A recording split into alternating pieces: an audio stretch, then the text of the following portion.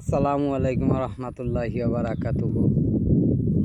দেখরানি আপনারা এখন বন্ধর যে অবস্থা ওই তখন কিছুদিন আগে বুড়ো ক্ষেত করা হয়েছিল। বুড়ো ক্ষেত করার সময় সুন্দর লাগছিল।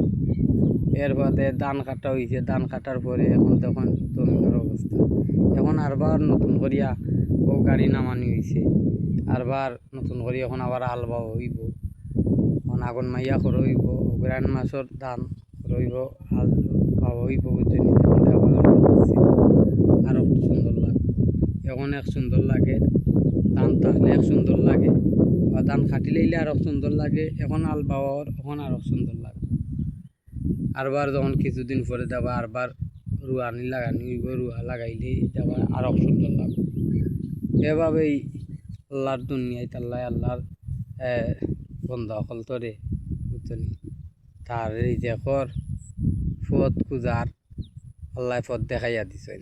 আমরা বন্ধাইতে যদি পথ দেখিয়াও যদি আমরা তুকাইয়া পাই না, এখন হালাল হারাম বুঝি না, তাহলে দুনিয়াত কোন যাই কিলা চলা যায় বুঝছেন। এখনোর লগে আর ওজনে চামচামি করে ভাত খাওয়ার তাকিয়া চলা খেত ওই বৃদ্ধ দুইজন মানুষ বুঝছেন। ওই দেখেন এরাও তো ইয়া লাগছে, এরাও তো তারা পেট্রোল ধান্দা ইয়া লাগছে না নি। ওলা যদি আমরা যদি সবাই যদি আমরা নিজ কর্মর দিয়া যদি চাই আমরা খাইতাম, তো আল্লাহর কাছে বালা তাহমু, মরলেও বালা তাহমু। আর মরার বাদেও আল্লাহ জান্নাতর আশা কিছু করা যায়। আর যদি ভাই এই পথ দেখার পরেও যদি এখন যদি হারামর পথে আমরা যাওয়া শুরু করি, তাহলে কিন্তু আর মনে করেন জান্নাত পাওয়ার দূরের কথা, জাহান্নামর সবচেয়ে নিচে যেটা ও জাহান্নামও গিয়ে আল্লাহ ফালাইবা। ওকে ভাই সাহেব, দোয়া করা হবা।